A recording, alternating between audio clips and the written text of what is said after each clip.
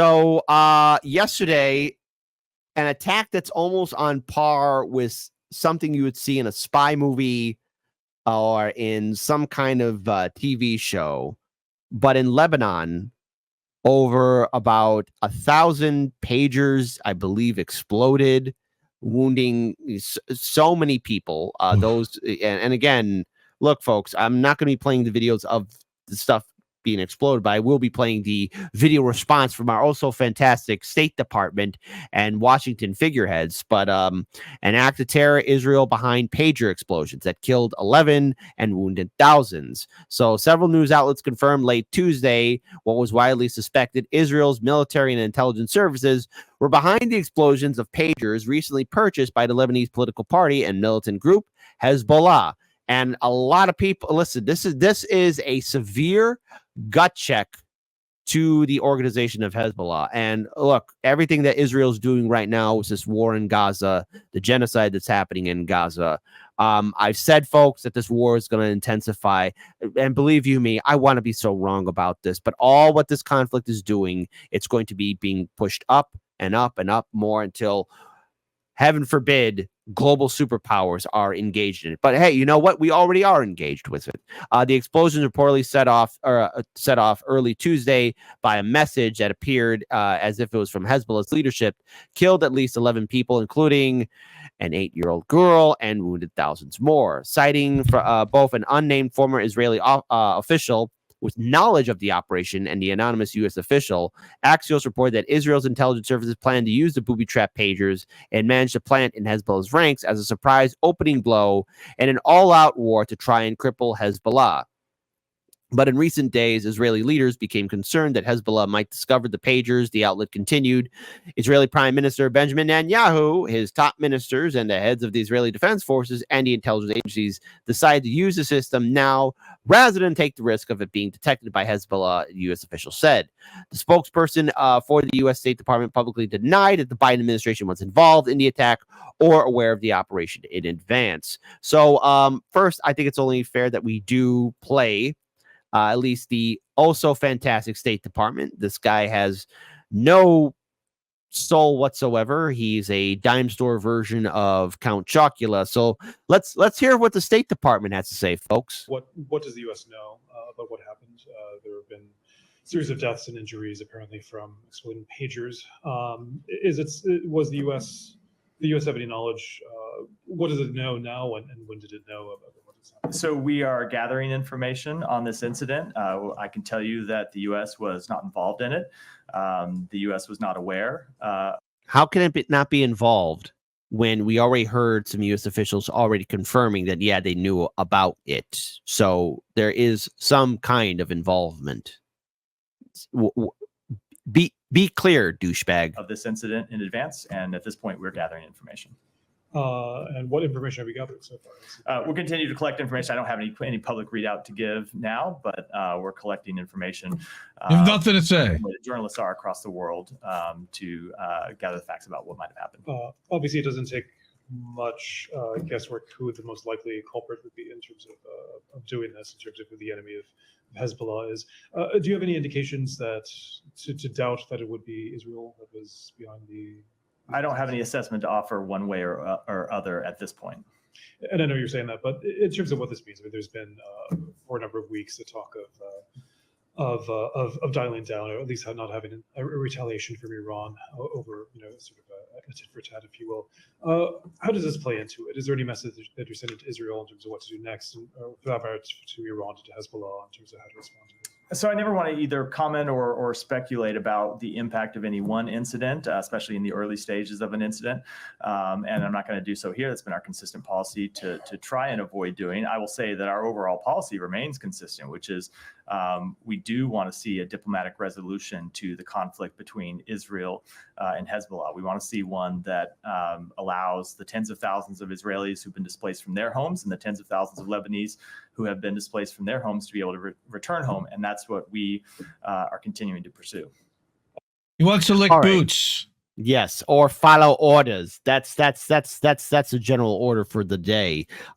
Indy, before we start going a little bit more into the article or playing a few more videos, your thoughts? Because I mean, when I first saw the imagery taking place, at first I thought, wait, how is this even possible? And then at the same time too, like as soon as all the news sites were confirming that it was Israel, this is an operation where they probably not only intercepted some kind of shipping container with all these pagers or doing something like this, but then setting them off in public areas too, before another conflict was or at least more conflict happens with Lebanon. There is no end game.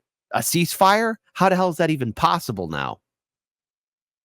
Ceasefire is just a talking point. We need to weapons embargo. We need sanctions. We need like the strongest diplomatic penalties and punishments immediately. Cut them off. That's what they did to the Palestinians. Let's cut off their money supply, cut off their water supply, cut off.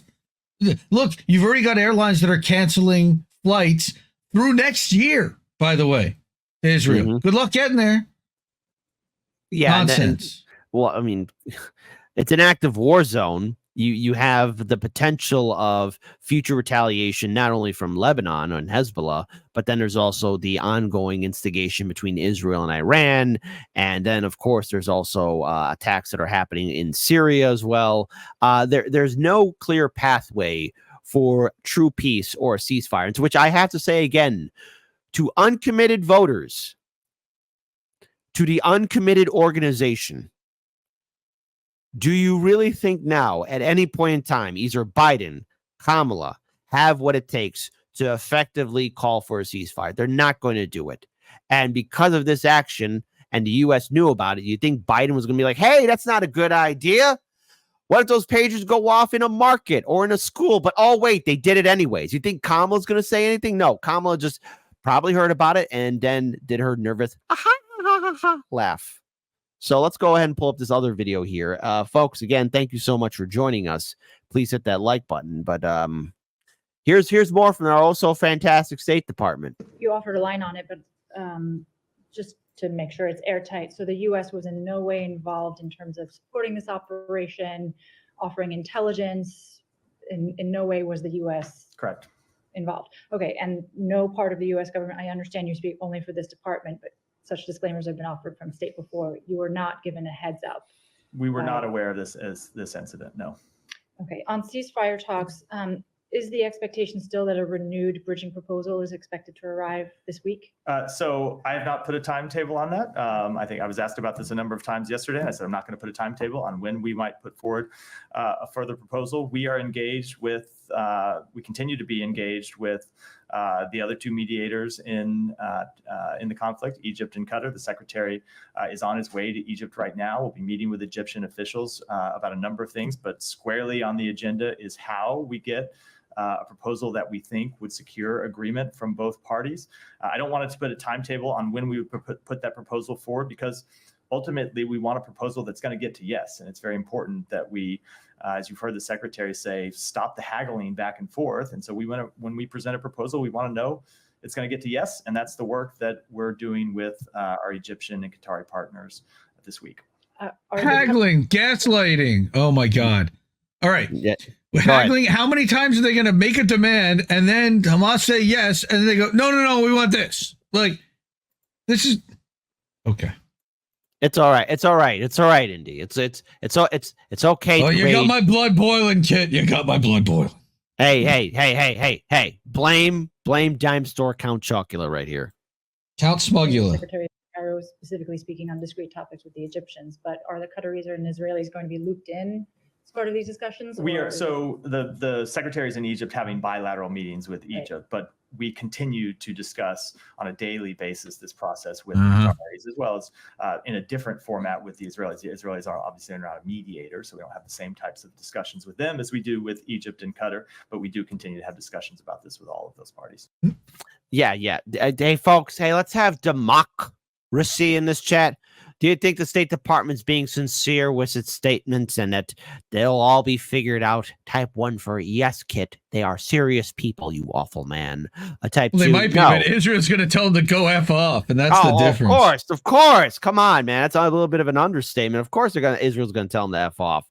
I do want to pull up this. This is from the Pentagon in regards towards the pager attack. So let's go ahead and play this. Question. Does DoD assess that this was an attack by Israel? And do you consider this an escalation of the tensions on the northern border? Yeah, as far as what it is, again, I just don't have anything to provide. And as far as escalation, broadly speaking, in the Middle East, I mean, this is something that we've been paying attention to for more than almost a year now, since Hamas's attack on Israel on October 7.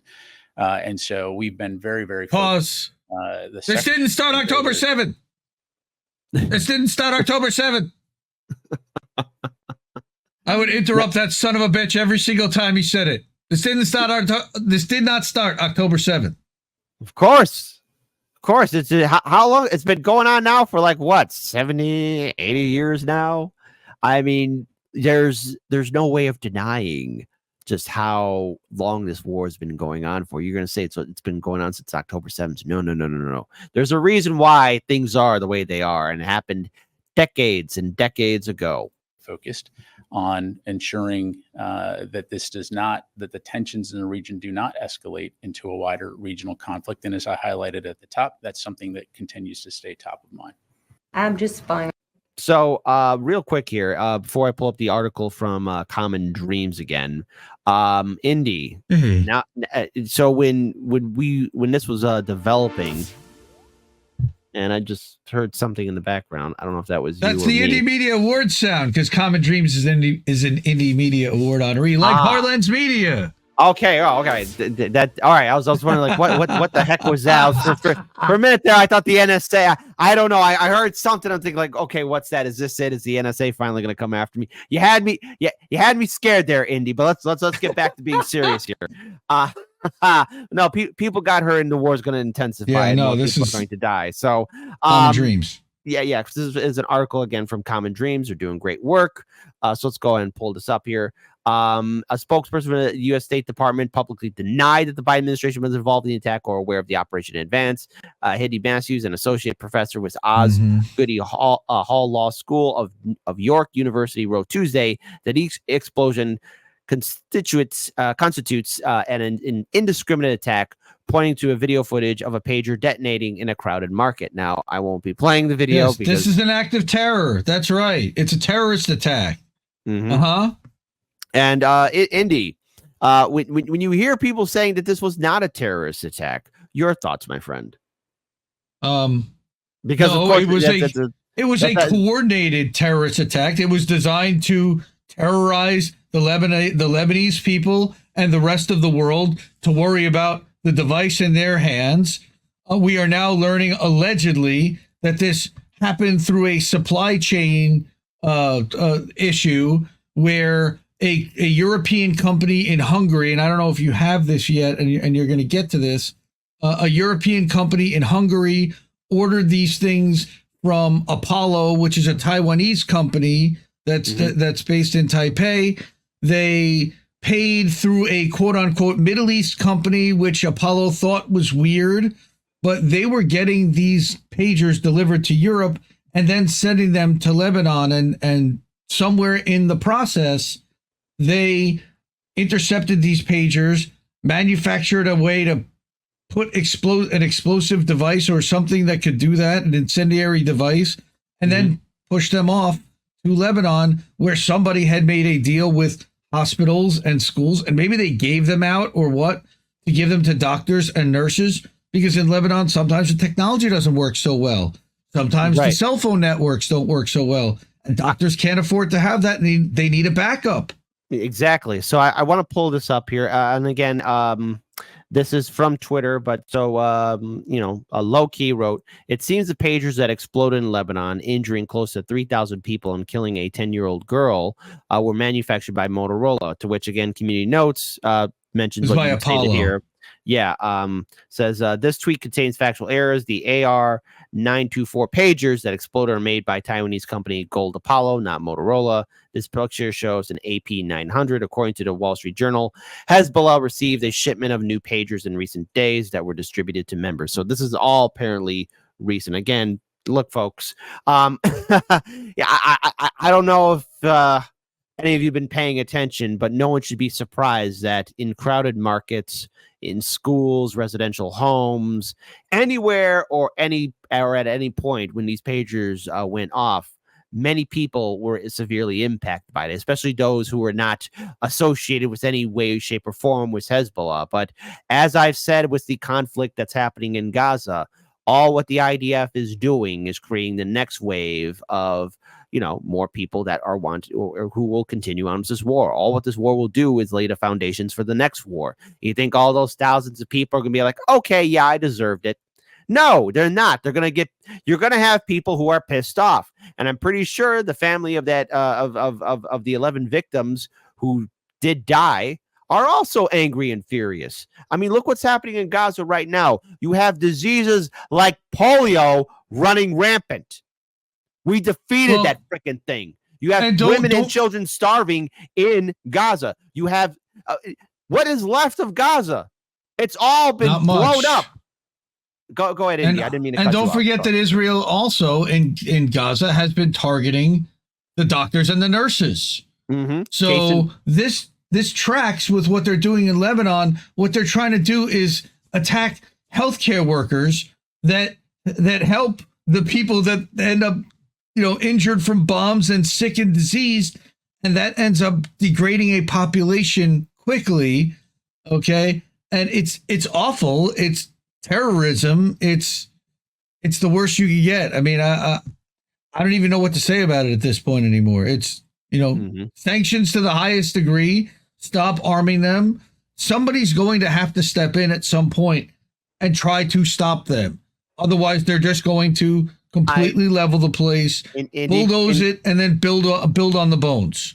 Indy, I hate to say this, but I think that is going to be the most likely scenario, and I say this with an extreme heavy heart. And I played this video too, where Bassem Youssef was on CNN. This was like a few months ago, where he said Israel's going to get away with it.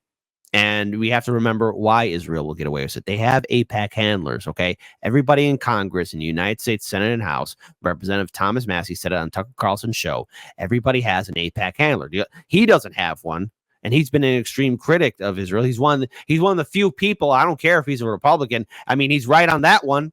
I mean, my goodness, yeah, everyone in D.C. has an AIPAC handler. And no matter who sits in the White House, Trump or Kamala, the war will still continue on. Even when the war started, and it was, especially when it was getting close to the end of 2023, Netanyahu is quoted by saying, like, this war can go all the way into 2025. So starting in October of 2023, we're here at halfway through September, October, November, December, and guess what? January 2025, war's still going to be happening. And the death toll is probably far beyond now 200,000. It's probably maybe 300. Climbing up to 400. Hey, are we going to get to 500,000 before the end of the year? Chances are, most likely, yes. And hey, a fresh conflict with Lebanon and Syria, or Iran. I don't know. I don't know if they're going to get. I don't know if they're going to get to a count that high, because they've wiped out the agencies, the hospitals, and anything that can keep any kind of accurate record. Now, I saw that there was a document that was put out with 720 names of babies under the age of 1. I mean, pages and pages and pages and pages. And I mean, and here's the thing, I always remembered watching TV shows and movies, reading books about, the situation. If there was a crisis like this happening, that the nations of the world would step up and say, this has got to stop. And nobody's stopping it. Nobody's lifting a finger. And, this attack that Israel did do on Hezbollah, let's be clear, it did give them a crippling blow. But to which I have to say now to Israel, okay, you kick the hornet's nest. There will not be a sit down. There will not be a conversation. There will be no debate. There will be no talk. It is on now. Hezbollah will have something to say about this, and of course, with Israel also doing attacks within Syria and also instigating conflict with Iran, I would say to people, please be careful out there. Now, I want to pull up this article here. Now, look, folks, I'm not expecting Donald Trump to do anything to fix the problem. I'm not expecting anybody to really fix this problem at all whatsoever. But if we have our leaders that are so keen on starting a global conflict, I want all of you to know that it is going to be near impossible for us to ever get to this level of technology ever again, this amount of reach across the world, because once those nukes go off, it is over. There is no great reconstruction, and yet we have psychopaths in corporate media who are saying, "Oh, it doesn't matter if the war is going to go on. No, we could survive a nuclear explosion." Indy, do you remember last year? I think it was maybe CNN or maybe MSNBC that did a video about what to do in case of a bomb goes off in New York City. Do you remember that video? I have to find it again. I remember, but yeah, I gotta say we got unfortunately some breaking stuff. Fiorella is sharing with Beyond Headlines that there's a new series of explosions in Lebanon now. Instead of pagers, all electronics in the country are exploding. Many residential buildings are on fire.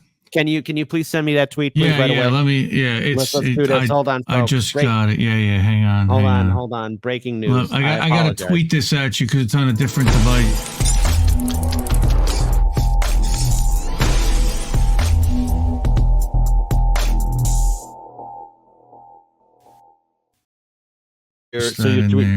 So you're tweeting it out, my friend. I'm sharing it. I'm going to send it to you right now in the private chat so that you have it. But yeah, there's video apparently there where they see some stuff going on. There it goes. I'm putting it in the chat for everyone there to look at. But it's here in you the go. Private chat. It's in the private chat. I just popped it in. Oh boy. Here we go, folks. Hey, there's so much I want to do before World War III happens. I mean, I'd love to go to Japan, but this is again tweeted out from Beyond Headlines. Now, instead of pagers, all electronics in the country are exploding. Many residential buildings are on fire. Israel's new cyber attack is reported to have affected almost all tech, iPhones, laptops, radios, and even motorcycles with the latest electronics in car. All right, again, I probably won't be able to play all of this because there's going to probably be some imagery of people getting hurt, but I will be tweeting this out. Yeah. I would say that there's an escalation happening for sure right now. These last couple of days, major attacks on Lebanon, where Hezbollah. I mean, I don't even know how that whole region, who sits where, and basically Israel's decided they're going after Syria, Lebanon, all of it. Iran is there is nowhere that they're not going to attack, and nobody's going to stop them. So now what? So here's more devices. Explosions were reported across Lebanon on Wednesday, a day after pagers belonging to Hezbollah members detonated across the country, killing at least 12 people and injuring nearly 3,000, state media reported. 3,000. Oh, wow. God, my God. All right. According to Lebanon's national news agency, or NNA, a number of wounded people have been taken to hospitals in the southern suburbs of Beirut after their wireless pagers exploded. At least 3 people were killed in device explosions Wednesday, NNA reported. Al-Amar, a Hezbollah-affiliated news agency, reported that wireless devices exploded in people's hands across the country. The Associated Press reported that its own journalists in Beirut were at a funeral for 4 people killed by the exploding pagers the day before when they heard multiple explosions at the site. Ambulances arrived at the scene. 2 U.S. officials said Israel is behind the attack. Hey, Indy. Whoa. Who do you think's behind this attack too? Wait, what U.S. officials said that? Because they were all denying and they were waiting for Israel to respond. I mean, even though Israel claimed credit, we're not really sure, are we? We have to wait for them to 100% scream, yes, this was us, and laugh at everyone. I mean, Okay, And- at least they're willing to finally assign blame and say yes, they did it. That's because they probably admitted it. Mhm. They don't do anything without Israel's permission, apparently, and that's what's going on here. We're not calling the shots. What I would say then to everyone that's watching this is there's going to be a huge escalation. And you know what, Indy? Can you imagine if this actually happened here in the States? Can you imagine? I mean, I remember, I was on Masterminds Hour show. We were talking about conspiracy theories and false flag attacks. If this happened here in the USA, can you imagine the overall panic? Or either that, if there was a coordinated attack that happened to everybody using their social media, can you imagine the overall instability that would be happening here? And by the way, folks, this was from yesterday, but Hezbollah vows to punish Israel after pager explosions across Lebanon. And after this tweet that you just shared with me, again, folks, that's watching this, I am so sorry that we are witnessing madness and insanity happening right before our very eyes. But it didn't have to be this way. Well, Things of course could have not. been, But things could have but been nobody so was much differently. nobody was going to stop. Nobody had a plan to stop Israel from doing what we all watched, knew what they were going to do. They said they were going to do it. Mhm. They've been doing it, and everyone's just kind of standing there screaming about it. But nobody has the firepower to really take on the U.S. military, except for maybe China, maybe Russia, maybe India. I don't know, but all of them seem to be not willing to take that on behalf of, not for their own benefit. And Yeah. they don't see that. Eventually it will come back to all their. But look, that's one of the reasons why we're in Ukraine, is to potentially keep Russia distracted and weaken Russia from responding to something like this. Although in other cases, people say Netanyahu and Putin have been plenty friendly. I'm not sure that's the case right now after what's happened in Ukraine the last couple of years. But, world leaders have their own kind of clique and club that I don't know. I don't know. It's weird. Crazy. Yes. Folks, keep your heads on a swivel and be safe out there. I wanted to pull up this article here too, but I think at this point, it serves no purpose. Hey, Trump Jr. and RFK Jr. warn of a nuclear war risk. Oh, you think? You think? You think? Oh, really? We're at risk, Indy. Hey, I didn't get that memo. Thanks, you two. But you know what? Are they going to stop it? No. Think Trump's going to. Here's the thing. Again, I know that if Trump was in the White House right now, boy, oh boy, would there be people out there in the streets. You know what I'm hearing right now, Indy? Nothing but silence. Nothing but utter silence and disbelief. They don't know. Yeah, to all the people don't even know. The people here don't even know. They know there was a pager attack. They don't know that Israel did it. They don't know how. They don't know why. They don't know who's being targeted. They don't know that children were included and how many civilians, and that it was a terrorist attack. If any other country, any other group, anywhere else in the world did this, they would call this a terrorist attack. I don't hear the network screaming that Israel committed an act of terror against another sovereign country and then bragged about it. See, now, Indy, you know all too well that corporate media is never going to do that. Come on. They will never do that. Not for any reason whatsoever. And madness and insanity will fly across the land. Listen, folks, I'm not going to tell you what to do. So this is, look, war between Lebanon and Israel, gonna happen. War between Israel and Syria, gonna happen. War between Iran and Israel, gonna happen. This war is gonna happen. And so what I would say to all of you wonderful people out there, no matter where you're at, if you have the time to at least treat yourself to a vacation or take something off your bucket list, I would recommend doing it now, because it's only going to get crazier before, there's going to be lockdowns and curfews. Because again, my fear now, what I'm thinking is, what would happen if this happened here in the USA? How about an election day? Oh, Indy took the words right out of my mouth. Be careful out there, folks, please. Advice from Hardlands Media. You better keep your heads on a swivel now more than ever.